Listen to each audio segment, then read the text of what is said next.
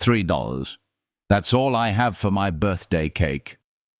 The young woman's whisper was so faint it barely reached the bakery clerk, who winced as she looked down at the rumpled bills. Her expression showed genuine sorrow. Outside, the quiet street was coated in falling snow. Inside, Emma sat motionless in her wheelchair, her gaze fixed on the tiniest cake in the display case. 22 years old, her birthday, and she couldn't even scrape together enough for a simple celebration. Then, as if on cue, the door swung open, a gust of winter air and peals of laughter rushing in as a man and his daughter walked in, changing everything in ways none of them could ever have predicted. Emma had once been a promising music student at the conservatory, her professors predicting a spectacular future as a concert pianist. Her fingers possessed a rare and unique gift, translating raw emotion into pure melody with an authenticity that moved audiences to tears.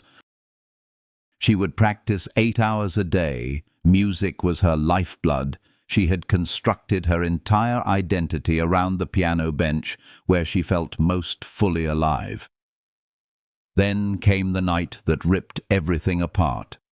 A drunk driver, a disregarded red light, the screech of tires, and the sound of crushing metal that continued to haunt her nightmares. When she finally awoke 3 weeks later in the sterile hospital room, the doctors delivered their cold, detached verdict: complete paralysis from the waist down. She would never walk again.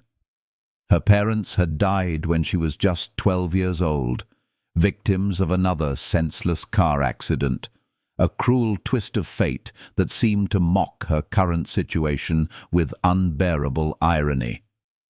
After that, her grandmother had raised her, a woman whose strength had been forged in the fires of surviving the Great Depression. She had taught Emma that dignity mattered far more than material wealth. "Hold your head high," she would always say, gently brushing Emma's hair before school. "Rich or poor, you're still my granddaughter, and that means something." But then cancer had cruelly snatched her grandmother away, just months after Emma's devastating accident. It was as if the universe had decided to systematically strip away every last vestige of support, every comfort, every single reason to keep fighting. Now, Emma merely existed rather than truly lived.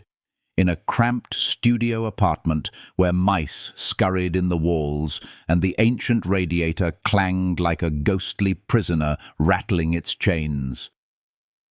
The building was a haven for society's forgotten souls, elderly people struggling to survive on fixed incomes, disabled veterans wrestling with their demons, single mothers juggling 3 minimum-wage jobs. Emma fit right in with her meager disability checks that barely covered the rent, and her sporadic online piano students who often cancelled at the last minute. She taught them through the cold light of a laptop screen, her fingers demonstrating techniques on a cheap keyboard she had bought from a pawn shop. The real piano, her grandmother's beloved upright, had been sold to pay the mountain of medical bills. Friends had vanished like the morning mist after her accident. College classmates had made initial attempts, visiting with forced cheerfulness and bringing bouquets of flowers that withered and died within days. But young people simply didn't know how to process a tragedy that couldn't be fixed with a party or a motivational quote. They wanted to talk about internships and dating apps, not wheelchair accessibility and chronic pain management. Emma understood. At 22, she wouldn't have known how to be friends with herself either. The crushing loneliness had become a constant companion, more reliable than any human being had ever been. Her birthday had always been a special occasion when her grandmother was alive. Nothing extravagant, just a simple homemade cake and off-key singing of happy birthday.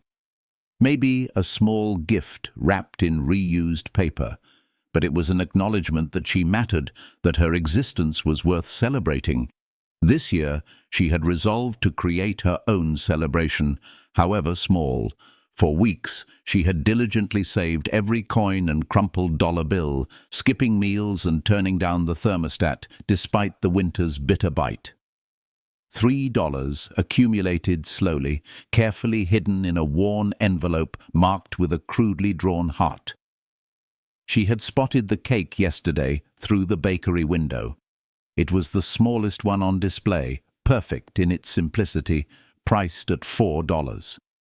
She had counted her money no less than 7 times, as if sheer desperation might somehow magically multiply it. But mathematics remained stubbornly unmoved by human need. Daniel Thompson stood a towering 6 feet tall, his brown hair slightly tousled from the biting wind outside. Despite being worth millions from his incredibly successful tech company specializing in cybersecurity, he preferred to dress like any other suburban dad: jeans, a comfortable flannel shirt, practical boots. He had learned a long time ago that money simply couldn't buy the things that truly mattered. It couldn't bring back his beloved wife, Sarah, who had died 4 years earlier from a sudden brain aneurysm when their daughter, Sophie, was only 2 years old. It couldn't erase the haunting image of that sterile hospital room where he had said his final goodbye, cradling their daughter while his entire world crumbled around him. Sophie was his entire universe now, a bright, endlessly chattering 6-year-old with her mother's sparkling green eyes and infectiously joyful smile. She had also inherited her mother's deep well of compassion, always quick to notice when someone was sad, always eager to help in any way she could. Today, he had brought her to the bakery as a special treat because she had been chosen as Student of the Week in her kindergarten class, and he had promised her absolutely any treat her heart desired. The media often referred to him as the city's most eligible bachelor CEO, but he actively avoided their relentless attention, focusing instead on boring board meetings and comforting bedtime stories, on quarterly reports, and Sophie's crayon artwork that adorned the walls of his office. He lived for those small, fleeting moments of pure joy that made the crushing loneliness of single parenthood just a little bit more bearable. Sophie bounced excitedly toward the brightly lit display case, her winter coat carelessly unzipped despite Daniel's earlier admonishments about catching a cold. "Daddy, look at all the cakes," she squealed. "Can we get 2? 1 for now and 1 for later." She pressed her small nose against the cool glass, leaving a cluster of tiny fog circles. Her kindergarten teacher had awarded her Student of the Week for helping a new classmate who didn't speak a word of English, and Daniel had promised her any treat her heart desired. He watched her deliberate with the solemnity of a Supreme Court judge, carefully weighing chocolate against vanilla, rainbow sprinkles against delicate frosting roses. "That one," Sophie pointed decisively at a decadent chocolate cake, lavishly decorated with rainbow sprinkles and shimmering star-shaped candles. "The sparkly ones." As the clerk began carefully boxing up their chosen confection, Sophie's attention was suddenly diverted to the young woman struggling to maneuver her wheelchair toward the exit. It wasn't the wheelchair itself that caught Sophie's attention, as her friend Marcus also used one. It was the overwhelming sadness that seemed to radiate from the young woman like a chilling draught from a block of ice. "Wait," Daniel said softly, his voice carrying the quiet authority of someone accustomed to being obeyed, but gentle enough not to startle her. Emma paused, her hand resting on the wheel, uncertain if he was addressing her. Their eyes met across the small space, and in that instant something subtly shifted in the very air between them. It was invisible, intangible, but undeniably there. The bakery suddenly felt warmer, somehow. Or perhaps that was simply Emma's embarrassment, flushing her cheeks as the undeniably handsome stranger approached her wheelchair. She desperately wanted to flee, to avoid whatever patronizing pity was about to be offered, but the snow outside had intensified, and she realistically had nowhere else to go anyway. Her cold apartment would be empty. The birthday cake just another dream deferred. "I couldn't help but overhear," Daniel said, crouching down to meet her at eye level, a surprisingly thoughtful gesture that caught her completely off guard. Most people simply stood above her, literally talking down to her. "Today's your birthday?" His voice was devoid of pity, filled only with genuine curiosity, as if birthday celebrations in snow-dusted bakeries were the most natural conversation starters in the world. Emma simply nodded, unable to trust her voice. Sophie had completely abandoned the cake display and now stood quietly beside her father, studying Emma with the uninhibited curiosity that only a child could possess. "You're pretty," the little girl announced matter-of-factly. "Why are you in that chair? Did you hurt your legs? My friend Marcus has a chair too, but his has awesome race car stickers on it. Does yours have any cool stickers underneath?" "Sophie," Daniel chided gently. But Emma found herself almost smiling at the child's refreshing directness. It was a welcome change after years of adults clumsily tiptoeing around her disability with uncomfortable euphemisms. "It's okay," Emma said, her voice sounding stronger than she expected. "I was in a car accident. My legs don't work anymore, but the chair helps me get around. And no cool stickers, unfortunately. Race cars sound pretty awesome, though." Sophie considered this information with utmost seriousness. "You should totally get unicorn stickers or sparkly stars." "Daddy, she doesn't have any stickers or a birthday cake. That's like two major problems." The child's logic was utterly irrefutable, and she looked up at her father expectantly, as if waiting for him to produce his usual miraculous solution to every problem. Daniel stood up slowly, his mind already made up, but carefully searching for words that wouldn't sound condescending or pitying. "Would you allow us to buy your cake as a birthday gift?" "From complete strangers who firmly believe that all birthdays should have cake." Emma's fierce pride waged war with her desperate poverty, a familiar and exhausting battle that poverty usually won through sheer attrition. "I couldn't. You don't even know me." The words came out as a whispered protest, lacking any real conviction because she so desperately wanted to say yes. "Then let's fix that," Daniel said, extending his hand with a warm smile. "I'm Daniel, and this is Sophie. Now we're not strangers anymore." And Sophie's absolutely right. Birthdays without cake are completely against the rules, aren't they, Soph? "Absolutely against the rules," Sophie confirmed solemnly, nodding her head with great emphasis. "It's probably illegal, even. We could totally get arrested if we let you leave without a cake." She grabbed Emma's hand with the unshakable confidence of a child who had never learned to fear rejection. "What kind do you want?" "The chocolate one is seriously amazing, but Daddy always says I always choose chocolate, so maybe you want something totally different."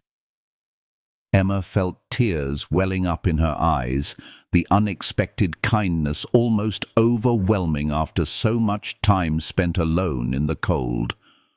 "The small vanilla one," she managed to say, her voice trembling slightly. "The one with the white frosting." "That's the very one you were looking at so longingly," the clerk said softly, having watched the entire heartwarming exchange. I'll box it up extra special, and no charge for the birthday girl." She winked conspiratorially at Daniel, who nodded gratefully and discreetly slipped a $20 bill into the tip jar. As the clerk carefully prepared both cakes for transport, Sophie chatted non-stop to Emma about the exciting happenings in kindergarten, her beloved teacher, Mrs. Peterson, the class hamster hilariously named Mr. Whiskers, and how she was slowly but surely learning to read chapter books all by herself. Emma found herself actually responding, drawn in by the child's infectious enthusiasm. Daniel watched them interact, noting how naturally Emma spoke to his daughter, how Sophie had captured the young woman's attention with the same unwavering determination she had clearly inherited from her late mother. "Would you be willing to sit with us for a little while?" Daniel asked as the clerk handed over the carefully boxed cakes. "We were actually planning to have a little cake celebration right here. Sophie insists that cake always tastes infinitely better when shared with more people. Another one of her many rules." Emma hesitated, feeling a knot of anxiety tighten in her stomach. This felt like crossing a dangerous line from passively accepting much-needed charity to something far more personal, far more emotionally risky.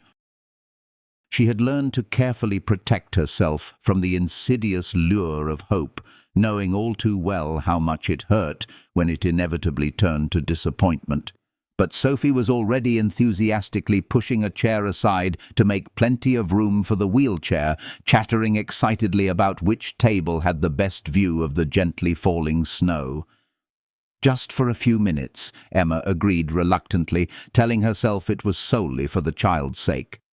Not because the man's warm brown eyes held a glimmer of something she hadn't seen directed at her in nearly 2 long years.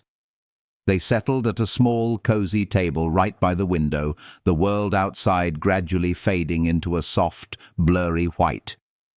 The thoughtful clerk brought plates and forks to the table, smiling knowingly as she quietly set them down. Sophie insisted that they all sing "Happy Birthday" at the top of their lungs, her high, sweet voice blending harmoniously with Daniel's surprisingly rich baritone.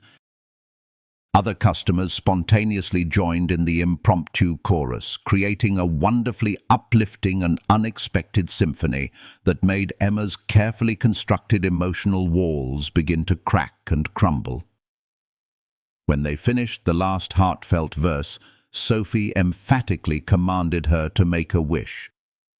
Emma closed her eyes tightly, trying to think of something small enough to actually be possible, not to magically walk again. That was far beyond even the wildest realms of birthday magic. Not for her beloved parents or her cherished grandmother to somehow come back from the dead. Death was tragically permanent. Maybe just for this precious moment to last a little bit longer, for the unexpected warmth of human kindness to somehow delay the inevitable cold return to her lonely reality. She blew out the single flickering candle that the kind clerk had thoughtfully added, and Sophie cheered as if Emma had just accomplished something absolutely magnificent. "What did you wish for?" Sophie asked eagerly, then immediately clapped her hand over her mouth in mock horror. "Wait, never mind. You absolutely can't tell me, or it totally won't come true." "That's another one of your many rules, I presume," Emma said, surprising herself by actually smiling genuinely. "How on earth do you keep track of them all?" "Oh, I have a list," Sophie said seriously, nodding her head emphatically. "It's all written down in my unicorn notebook. Daddy bought it for me especially after Mommy went to heaven, because he said I could write letters to her in it whenever I missed her." The casual mention of her mother's death suddenly shifted the entire atmosphere. Emma looked at Daniel, seeing previously unnoticed shadows lurking in his eyes. Understanding dawned on her. She wasn't the only one at this small table carrying an unbearable burden of grief and loss. "I'm so sorry," she said quietly, her voice filled with genuine sympathy. 4 years ago, Daniel said simply, his voice flat and toneless.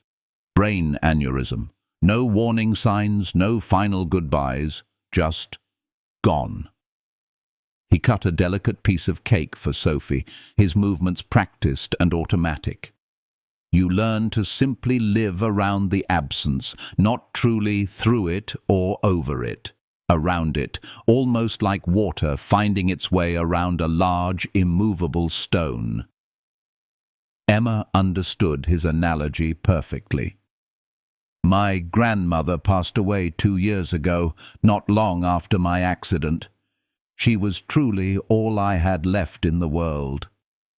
The words came easier than she expected, perhaps because he had bravely offered his own pain first, making it feel like an equal exchange rather than a one-sided confession. "That's why you were all alone on your birthday," Sophie said matter-of-factly, nodding her head with perfect understanding, "because all of your people went to heaven. That's seriously sad. But guess what? Now you have us. We can totally be your birthday people now, right, Daddy?" Daniel looked at Emma, seeing her clearly for the very first time. Not just a pretty woman sadly confined to a wheelchair. Not just someone obviously in need of help, but a strong survivor who had endured unimaginable losses that eerily mirrored his own. "Sophie has apparently made her decision," he said, a small smile tugging at the corners of his mouth. "And she's remarkably persistent when she makes a decision about something. Just like her dad, actually." Sophie nodded in agreement, then refocused her unwavering attention on her cake with intense concentration. They ate in comfortable silence for a few moments, the bakery feeling warm and safe and inviting, while the gentle snow continued to fall softly outside the window. Emma felt something she had believed was long dead, stirring deep within her chest, something as dangerous and fragile as spun glass. Hope was a luxury she simply couldn't afford. Not when crushing disappointment was always lurking around every corner, waiting to pounce, but sitting here with these two kind strangers who didn't look at her with pity or judgment, who included her as naturally as breathing. She found herself wanting to believe in the possibility of a better future again. "What did you do before?" Daniel asked gently, breaking the comfortable silence. "You mentioned your accident. But what was your life like before it happened?" "I was studying music," Emma said, then quickly corrected herself. "No, that's not quite right. I was music. Piano specifically. I lived it, breathed it, built my entire world around it. When the accident cruelly took my legs, it somehow seemed to take that part of me too. I still teach a little online now, but it's just not the same. Playing the piano used to feel like flying. Now it's just pressing keys." Daniel heard the palpable grief in her voice, recognizing it instantly as the same haunted tone he himself used when talking about Sarah. Loss changes everything, even the things it doesn't directly touch. I used to absolutely love cooking elaborate meals for Sarah. Now I can barely manage to make Sophie mac and cheese without constantly remembering how Sarah would always sneak bites of cheese while I was working. "But Daddy, your mac and cheese is seriously amazing," Sophie protested, her brow furrowed in mock outrage. "Especially with extra cheese and all those yummy breadcrumb things sprinkled on top." "Your sophisticated palate is duly noted," Daniel said dryly, but his gaze remained fixed on Emma. "Do you still have a piano, or even just a keyboard?" Emma hesitated before admitting, "I had to sell my grandmother's beautiful piano to pay off all the mounting medical bills.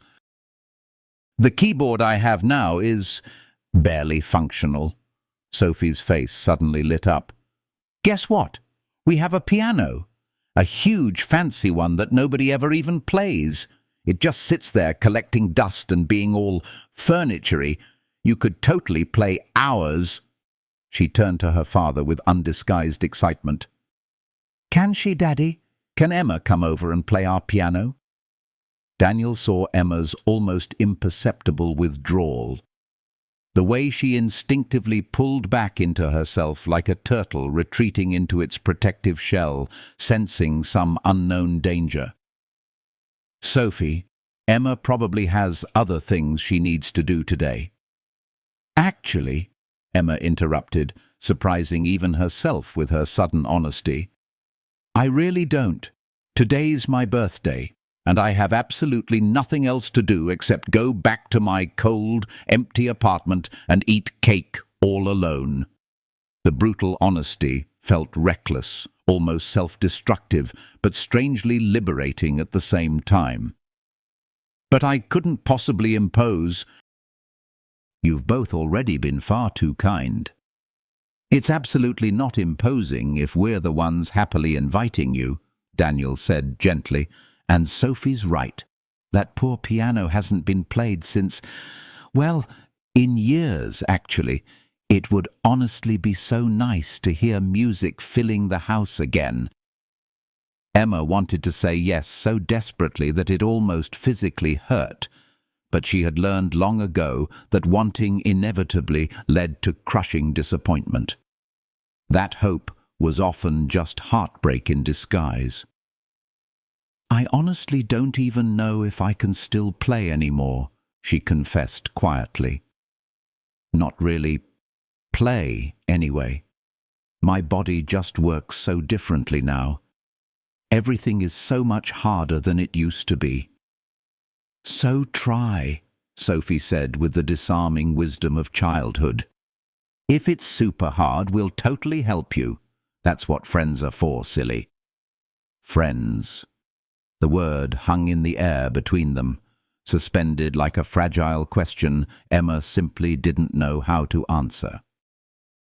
She looked at Daniel, searching his face for any telltale signs of pity or obligation, finding instead something that looked dangerously like genuine interest. Okay, she said softly, before fear and doubt could completely change her mind. But I'll definitely need some help getting into the car. My wheelchair doesn't fold up very easily, unfortunately. We actually have a van, Daniel said, already standing up to assist her. I bought it last year when Sophie's soccer team needed reliable transportation to all their games. It has plenty of room for your chair. He paused, carefully studying her face. Unless you're maybe having second thoughts. There's absolutely no pressure, Emma. We're definitely not the kind of people who go around kidnapping women in wheelchairs and forcing them to eat birthday cake. Emma couldn't help but laugh at his absurd imagery and was richly rewarded with Daniel's own surprised laugh, a genuinely joyful sound that transformed his entire face from merely handsome to absolutely breathtaking. Exactly! Sophie chimed in enthusiastically. We have a strict no kidnapping policy. I even made Daddy sign a legally binding contract. As they prepared to finally leave the bakery, the kind clerk gently caught Daniel's arm. That was a very kind thing you did in there, she said quietly, her voice full of genuine approval. Daniel glanced over at Emma, who was laughing at something Sophie was saying about sparkly unicorns. I honestly think she's the one being kind, he said, shaking his head slightly. We've both been so utterly alone in our own grief for so long, Sophie and I. Maybe we actually need her even more than she needs us. The drive to Daniel's house took them through neighborhoods that gradually shifted from Emma's familiar working-class streets to tree-lined avenues where elegant houses sat back from the road like shy giants. Emma felt increasingly out of place, her simple thrift store coat looking conspicuously shabby against the van's luxurious leather seats. But Sophie kept up a steady stream of bubbly chatter from her car seat, enthusiastically pointing out all the Christmas decorations that were already starting to appear, despite it only being early November, telling Emma about each house as if she were a highly knowledgeable tour guide. "That's where Mrs. Henderson lives. She has like 7 cats, but she always pretends she only has 2 because there's a super strict rule about how many pets you're actually allowed to have in this neighborhood. And that amazing blue house over there is the Johnsons. They give out full-size candy bars on Halloween." "Oh, and look, Emma, that's our house." Emma's breath caught in her throat. The house was undeniably beautiful, but not in an ostentatious or intimidating way.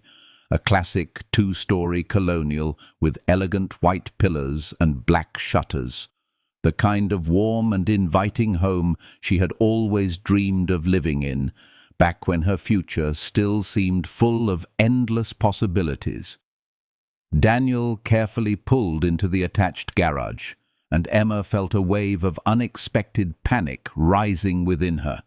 What on earth was she even doing here? These people clearly lived in a completely different world. A world where wheelchairs and simple thrift store clothes simply didn't belong. "You okay?" Daniel asked softly, correctly reading her anxious expression. "We can absolutely take you right back home if you'd prefer." "No," Emma said quickly, then forced herself to speak more calmly. "No, I'm completely fine. It's just, your house is absolutely lovely." "It's probably way too big for just the 2 of you." "It is rather large," Daniel agreed, getting out of the van to help her with her wheelchair. "Sarah had always wanted a really large family. We actually bought this place planning on having at least 4 kids, maybe even 5. Now it's just Sophie and me rattling around in all this empty space." The interior of the house was warm and lived in, despite its obvious size. Children's artwork proudly adorned the refrigerator. Sophie's colourful toys were scattered across the living room floor, and framed photographs filled nearly every available surface, most featuring a beautiful red-haired woman who could only be Sarah. Emma had fully expected to feel a pang of jealousy, but instead felt only an overwhelming sadness for the profound and lasting love that Daniel had so tragically lost. The grand piano sat in what must have originally been intended as a formal living room, but had now been cheerfully transformed into Sophie's vibrant art studio. Easels held paintings in various stages of completion, and the entire floor was carefully protected by large plastic sheets liberally splattered with brightly coloured paint. The piano itself was a gorgeous Steinway grand, Daniel said apologetically, its polished black surface gleaming despite the thin layer of dust that had inevitably settled on it. "It really needs tuning. I've been meaning to call someone about it, but I just haven't gotten around to it yet." Emma wheeled herself over to the piano bench, her hands trembling slightly as she reverently lifted the fallboard. The cool ivory and ebony keys were waiting patiently for someone to bring them back to life. She played a simple scale, carefully listening to the rich, resonant tone. It definitely needed tuning, but not too badly. Her fingers instinctively found a simple C major chord, then a familiar progression, and suddenly she was playing, not coldly performing, not diligently practicing, just simply playing.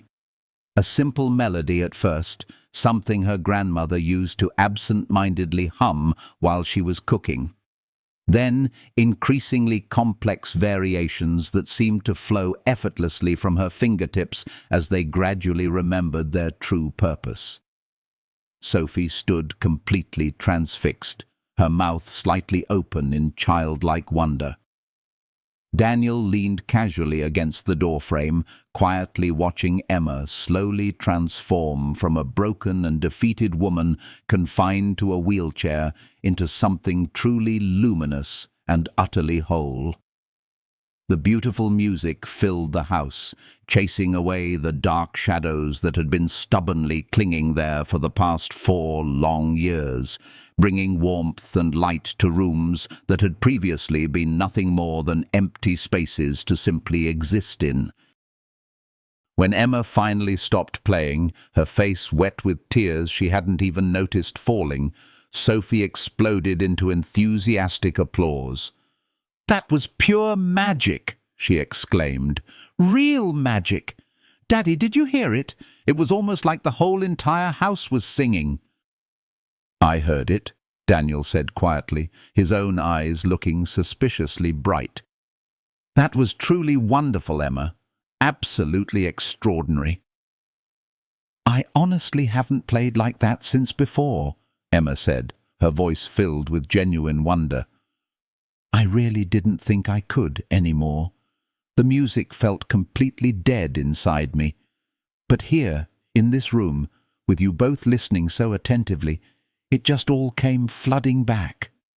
Sophie eagerly climbed onto the piano bench beside Emma, careful not to crowd her.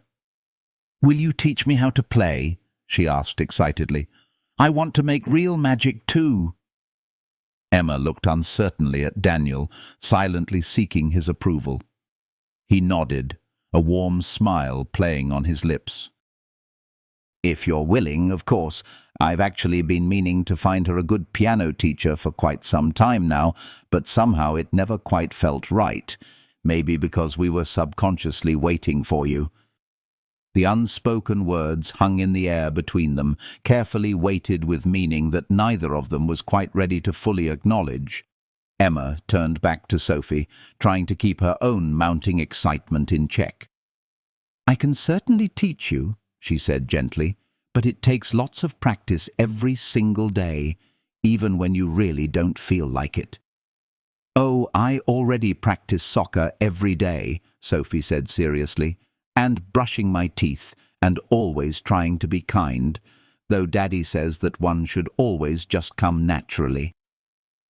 They spent the rest of the afternoon happily gathered around the piano, Emma patiently showing Sophie basic finger positions while Daniel worked quietly in the nearby dining room. His laptop was open in front of him, but his attention was clearly focused on the two at the piano. The comforting domestic sounds, Sophie's infectious giggles, Emma's gentle corrections, the tentative notes gradually becoming more confident and assured, all created a beautiful tapestry of simple normalcy that made Daniel's chest ache with a deep longing for something he hadn't even dared to hope for in years. When evening finally came, Daniel insisted that Emma stay for dinner. "Nothing fancy," he said with a shrug. "Just spaghetti. It's Sophie's absolute favorite." "With yummy garlic bread?" Sophie asked hopefully, looking up at her father with wide, imploring eyes. "Would I ever even dare to serve spaghetti without garlic bread?" Daniel responded dramatically. "There are probably strict rules against it somewhere." The meal was simple but perfect. The kind of easy, relaxed family dinner Emma had been desperately missing for years. Sophie completely dominated the light-hearted conversation, telling long, elaborate stories about school, while Daniel occasionally interjected with gentle corrections or amusing clarifications. Emma found herself laughing more than she had in months, happily drawn into their warm and welcoming orbit. After dinner, Sophie begged to show Emma her room. It was an explosion of pink and purple, with unicorns covering almost every single surface. "This is Mr. Bubbles," Sophie said proudly, carefully presenting a well-worn stuffed elephant. "And this is my mum." She pointed to a cherished photo on her bedside table. Sarah was laughing joyfully, holding a baby Sophie in her arms. "She was absolutely beautiful," Emma said honestly, her voice filled with genuine admiration. "Daddy says I look just like her," Sophie said philosophically, "but I think I look mostly like me." As the wonderful evening slowly wound down, Daniel drove Emma back to her apartment, Sophie fast asleep in the back seat. "Thank you," he said sincerely as they pulled up to her building. "Thank you so much for playing for us, for joining us for dinner, and for making Sophie laugh again, for making the whole house feel alive again." "Thank you for the cake," Emma said, her voice trembling slightly, "and for treating me like a real person instead of some problem to be solved." "You're definitely not a problem, Emma," Daniel said gently. "You're—" He paused, carefully searching for the right words. "You're a gift that we didn't even know we needed." Inside her small apartment, the silence felt even heavier than usual, but for the very first time in years, it didn't feel quite so crushing. The warmth of those feelings felt permanent. 3 days trickled by before Daniel finally called. Emma had almost resigned herself to believing the afternoon they spent together had been nothing more than a fleeting moment, a brief act of kindness unlikely to be repeated. But when his voice came through the phone, it was undeniably warm and reassuring. "Sophie hasn't stopped chattering about you," he said. "She's been diligently practicing her finger exercises on the kitchen table. I think it's time we made this arrangement official. Piano lessons twice a week. I'll naturally compensate you at your usual rate." $20 an hour, Emma responded, feeling a wave of embarrassment at how meager that sounded. "That's simply not enough," he countered. "Professional teachers typically charge at least 60. We'll make it 75. "Daniel, that's far too generous," Emma protested. "It's perfectly fair," he insisted. "Wednesdays and Saturdays work best. I can conveniently pick you up." Emma found herself wanting to decline, a self-protective instinct rising within her to shield herself from the burgeoning hope that threatened to overwhelm her carefully constructed defenses. But the prospect of seeing them again, of losing herself in the melodies of that magnificent piano, of being woven into something larger and more meaningful than her solitary existence, proved too alluring to resist. "Okay," she conceded, the word barely a whisper. "Wednesdays and Saturdays it is." The first official lesson was nothing short of a revelation. Sophie possessed an innate talent for music, exhibiting an eagerness and focus that belied her young age. With an intuitive grasp of rhythm and melody, she absorbed every nuance of Emma's instruction. Emma found herself meticulously planning each lesson, crafting exercises designed to challenge Sophie's abilities without overwhelming her. Daniel worked from his home office that day, the gentle tap-tap-tap of his keyboard creating a comforting domestic backdrop that stirred a deep ache of longing in Emma's heart. "You're a truly wonderful teacher," Daniel remarked later, as Sophie bounded upstairs to retrieve something she was eager to share with Emma, patient yet demanding, exactly what she needs. "She's just easy to teach," Emma demurred. "She genuinely wants to learn. That makes all the difference." "She wants to impress you," Daniel corrected with a gentle smile. "She's been telling everyone at school about her piano teacher who creates magic with music." Before Emma could formulate a response, Sophie reappeared, her hands overflowing with a collection of drawings. "I made these for you," she announced proudly. "This one is you at the piano, and this one is all of us having cake. And this one is what I imagine your apartment looks like, but with unicorns." Emma carefully examined the drawings, her throat tightening with a surge of emotion. In Sophie's vibrant artistic interpretation, Emma wasn't confined to a wheelchair. She was simply an integral part of the family portrait, no different from Daniel or Sophie herself. Weeks unfolded in a comforting rhythm of lessons and lingering conversations. Daniel began joining them at the piano on occasion, his rich bass voice harmonizing beautifully with Sophie's delicate soprano as Emma played. These moments felt intoxicatingly perfect, like stolen glimpses of a life that was never meant to be hers. One Saturday in early December, Emma arrived to find the house transformed into a festive wonderland, brimming with Christmas decorations. A towering Christmas tree dominated the living room, its branches laden with ornaments, and Sophie vibrated with barely contained excitement. "We're decorating. You absolutely have to help. It's tradition." "I don't think your traditions typically include me," Emma said gently, a hint of wistfulness in her voice. "They do now," Sophie declared firmly. "Right, Daddy?" Daniel emerged from the hallway, carrying several boxes overflowing with ornaments, his smile radiating warmth. "Absolutely right. Emma's part of our traditions now." They spent the entire afternoon decorating the tree together, Daniel lifting Sophie high to reach the uppermost branches, while Emma sorted through the ornaments, sharing stories and anecdotes about each one. When they unearthed a delicate glass angel, its wings shimmering in the light, Sophie grew uncharacteristically quiet. "This was Mommy's favorite," she said softly. "She always placed it at the very top." Daniel's expression clouded over, a shadow of grief passing over his features, but he carefully took the angel from Sophie's outstretched hand. "Would you like to do the honors this year, sweetheart?" Sophie shook her head slowly. "You do it." But Emma should watch.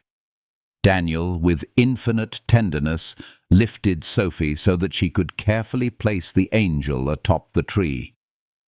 Emma felt the profound weight of being included in this deeply personal moment. She was, in essence, an outsider witnessing a private expression of grief and remembrance. And yet, Sophie had insisted that she belong there, that she share in their family traditions. "Perfect," Sophie declared, beaming with satisfaction. Then, turning to Emma, she added, "Next year you can help place it." Next year. The simple assumption that Emma would still be an integral part of their lives sent a jolt of both hope and fear coursing through her veins. That evening, after Sophie had drifted off to sleep on the couch, exhausted from the day's festivities, Daniel sat down beside Emma on the piano bench. "She's really attached to you," he said quietly, his voice filled with a mixture of tenderness and concern. "I'm attached to her too," Emma admitted, her voice barely above a whisper. "To both of you, Emma," Daniel clarified, turning to face her fully. "I need to tell you something. I looked up your blog. I read it." Emma visibly stiffened, her body tensing with apprehension. Her blog was a sanctuary where she poured out her innermost thoughts, her struggles, her pain, her vulnerability. It was a raw and unfiltered reflection of her soul. "There was a post from 3 years ago," Daniel continued, "about you saving a little girl at a crosswalk. Red rain boots with ducks, curly brown hair, a unicorn backpack." Emma's breath caught in her throat as the memory flooded back, vivid and sharp. A rainy day, a moment of selfless courage, a life irrevocably altered. "A rainy day before my accident," she murmured, her voice trembling. "A child who had darted into traffic chasing a ball. Emma grabbing her just as a car sped past. Emma, That was Sophie.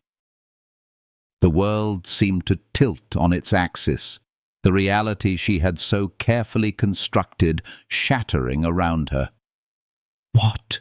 she whispered, her voice laced with disbelief. "I was in the coffee shop across the street. I saw you save her, but you disappeared before I could thank you.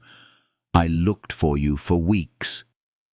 His voice was thick with emotion, raw and vulnerable. "You saved my daughter. And then, years later, you came back into our lives when we needed saving again."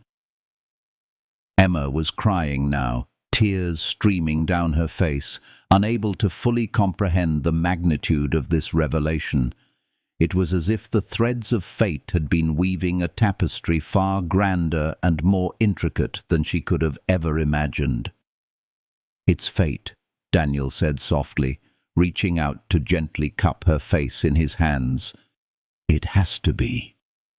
He leaned closer, his eyes searching hers, and Emma knew he was about to kiss her. She wanted it, yearned for it with an intensity she hadn't felt since the accident. But fear, that ever-present companion, reared its ugly head, whispering doubts and insecurities in her ear. "I can't," she whispered, pulling back slightly. "Daniel, I can't be someone's project. I can't be the poor, disabled girl you save because you feel grateful." "Stop." His voice was sharp, laced with a hint of anger. "Is that really what you think? That this is all about pity or gratitude?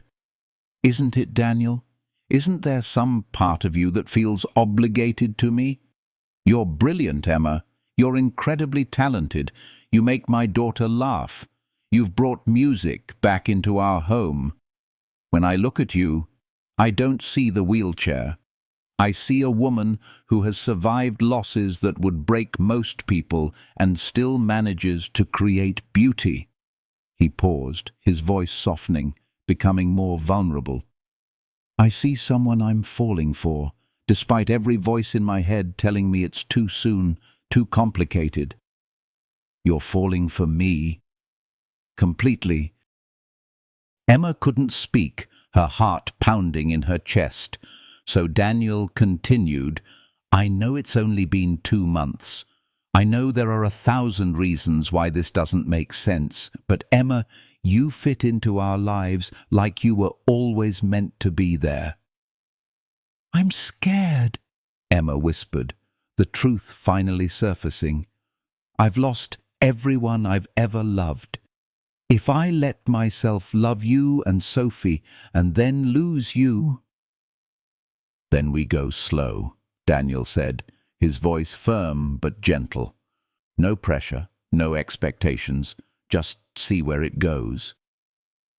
Emma nodded, her eyes filled with tears, and Daniel smiled, pressing a tender kiss to her forehead before helping her back into her chair. The following week, Sophie had a meltdown at school when a classmate made cruel and insensitive remarks about her not having a mother. Emma held her while she cried, understanding the depth of her pain in a way that few others could. "Do you forget your mum sometimes?" Sophie asked, her voice muffled by tears. "All the time," Emma admitted, her own heart aching with empathy. "Sometimes I still reach for my phone to call my grandmother." "Does it ever stop hurting?" "It changes," Emma said carefully, choosing her words with precision. "It becomes softer, like a bruise healing." That evening, after Sophie was sound asleep, Daniel pulled Emma into his arms, holding her close. "Thank you," he murmured, his voice filled with gratitude. "You knew exactly what she needed to hear." "She's easy to love," Emma said simply, leaning into his embrace. "Yes," Daniel agreed, looking at Emma with a depth of meaning that sent a shiver down her spine. "She is." Their first real kiss happened 2 weeks later, after Sophie's school Christmas concert. Emma had attended, sitting in her wheelchair in the accessible section, while Daniel stood close by.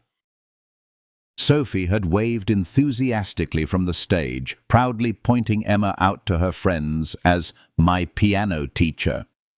Afterward, in the parking lot, with snowflakes swirling around them like tiny diamonds, Daniel had gently cupped Emma's face in his hands and kissed her with a tenderness that took her breath away. It was a kiss that spoke of love and acceptance, of seeing her as she truly was, of embracing her wholeness. "I love you," he said against her lips, his voice raw with emotion. "I know it's too soon and too complicated, but Emma, I love you." "I love you too," she whispered back, her voice trembling with a mixture of terror and exhilaration. They were careful around Sophie, not wanting to confuse her or rush into anything before she was ready. But Sophie, with the uncanny intuition of a child, had already figured it out. "Are you and Emma dating?" she asked Daniel one morning, her brow furrowed in innocent curiosity. "Would that be okay with you?" Daniel asked cautiously, gauging her reaction. Sophie considered this seriously, her gaze fixed on some distant point. "Will she move in with us?" "Not right now," Daniel explained. "We're taking things slow, but eventually, maybe, if that's what we all want." Sophie nodded decisively. "Good. I've already picked out paint colors for her room." Spring arrived with an unexpected burst of warmth and color. Emma had practically moved in, though she still maintained her apartment, a safety net of sorts. The blog post about finding love after loss had gone viral, garnering widespread attention and leading to offers to write a book about her experiences. One April evening, Daniel was visibly nervous throughout dinner, his hands fidgeting and his eyes darting around the room. Sophie, sensing the heightened emotions, kept giggling, clearly in on something. "Emma," Daniel said finally, taking a deep breath and dropping to one knee beside her wheelchair. "You saved my daughter twice. Once from a car, once from grief. You brought music and light back into our lives. Will you marry me?" Emma was speechless, tears streaming down her face. She could only nod, her heart overflowing with love and gratitude, pulling him up for a kiss. While Sophie danced around them in a whirlwind of joy, they were married in June in a beautiful backyard ceremony. Daniel carried Emma down the aisle, cradling her in his arms, while Sophie proudly stood as maid of honor. When she dropped the ring and had to crawl under the chairs to retrieve it, everyone erupted in laughter. It was perfectly imperfect, a celebration of their unique and unconventional love story. At the reception, Daniel surprised everyone by playing a simple, heartfelt melody on the piano. "For my wife," he said, his voice choked with emotion, "who taught me that broken doesn't mean worthless." The bakery clerk, who had unwittingly witnessed their first meeting, raised her glass for a toast. $3 for a birthday cake led to this," she said with a smile. "Never underestimate the power of kindness." They went on to open a piano school for disabled children, a haven of hope and inspiration called Keys to Hope. Emma wrote her book, dedicating it to her grandmother, Sophie, and Daniel, the three people who had irrevocably changed her life. The book signing was held at the very bakery where it all began, a fitting tribute to the serendipitous events that had brought them together. "This story started with a birthday wish," Emma told the crowd, her voice filled with emotion. "I wished for something small, just to matter for one day. What I got was a reminder that we all matter every day to someone." Sophie, now 8 years old, stood up in the audience, her eyes sparkling with excitement. "Tell them about the tradition." Emma smiled, her heart swelling with love. "Every year on my birthday, we go to the bakery and buy cake for someone who needs it. Last year it was an elderly man who looked lonely. This year, a teenage mum struggling to make ends meet. We never tell them why, just that birthdays should be celebrated." The tradition spread like wildfire, igniting a chain reaction of kindness and generosity. The bakery started a pay-it-forward cake fund, allowing customers to donate money to purchase cakes for those in need. Hundreds of cakes were given away each year, each one carrying the potential to change a life. Years later, when Sophie was 16, she wrote her college essay about finding her second mother over a birthday cake, a poignant and heartfelt tribute to Emma's unwavering love and support. She got into every school she applied to, a testament to her intelligence, resilience, and the profound impact Emma had had on her life. The night before Sophie left for college, they went to the bakery one last time as a family, savoring the familiar scents and the comforting presence of one another. "I'm scared," Sophie admitted, her voice tinged with apprehension. "Good," Emma said, squeezing her hand reassuringly. "All the best adventures start with fear. Were you scared that day when Dad first talked to you?" "Terrified," Emma confessed with a laugh. "I almost left, but you stayed. Your dad made me feel seen, and you grabbed my hand and decided I belonged to you." Daniel cleared his throat, his eyes glistening with unshed tears. "Emotional," he quipped, attempting to lighten the mood. "You saved us, Emma." "We saved each other," Emma corrected gently. "That's what family does." The piano school flourished, expanding to multiple locations and providing countless opportunities for disabled children to explore their musical talents.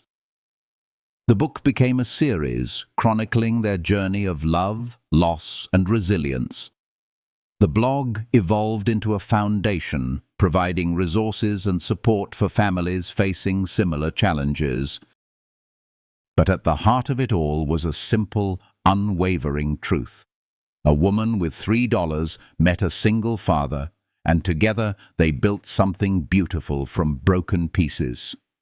On Emma's 30th birthday, she sat at the piano in their home, her fingers dancing across the keys, filling the air with melodies of love and hope, while Daniel worked at his desk, and Sophie, home from college for the weekend, painted at an easel nearby.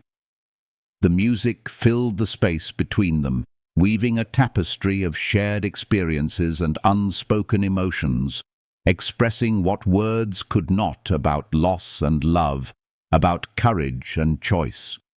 Outside, snow began to fall, gently blanketing the world in a pristine white layer. And Emma smiled, remembering another snowy day, years ago, when $3 wasn't enough for cake, but was exactly enough for everything that truly mattered.